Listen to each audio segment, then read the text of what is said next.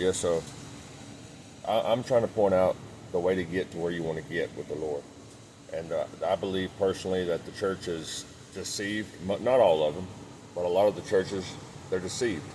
And they're putting the main emphasis on your sin. So they're lying to us. Like I said, I don't know if it's intentional or if it's just accidental. But when you read the word, it's extremely clear. I believe 100% and living a holy life. I believe in overcoming sin and living by the Spirit and all that, just like they believe. But they teach you the wrong way how to get there. Like they teach you to go from here all the way around to get here instead of just going from here to here. That's what they teach. They put the main emphasis and the focus on your sin, and that's not what the emphasis should be on. That's not what the main focus should be. It should be on the truth, because you can only enter into the promised land by grace and truth through Jesus Christ, not by overcoming your sin. Look in the New Testament. It never says that we were made righteous or justified just as if you never sinned, or made holy. We're not called saints, all because of overcoming sin. It's through faith in Christ. Faith in what Jesus did, not our own works, not our own actions.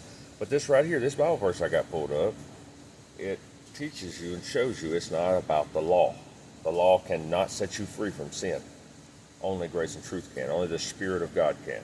But this is John chapter 8, verse 31. It says, "So Jesus said to the Jews who had believed him, 'If you continue in my word, you really are my disciples. You will know the truth, and the truth will set you free.'" It's all about knowing the truth. It's not about studying and trying to overcome your flesh and sins by the law. And then verse 33, they said, "We are descendants of Abraham." They answered him, "And we have never been enslaved to anyone. How can you say that we shall be made free?" And Jesus responded and said, "I assure you, everyone who commits sin is a slave of sin.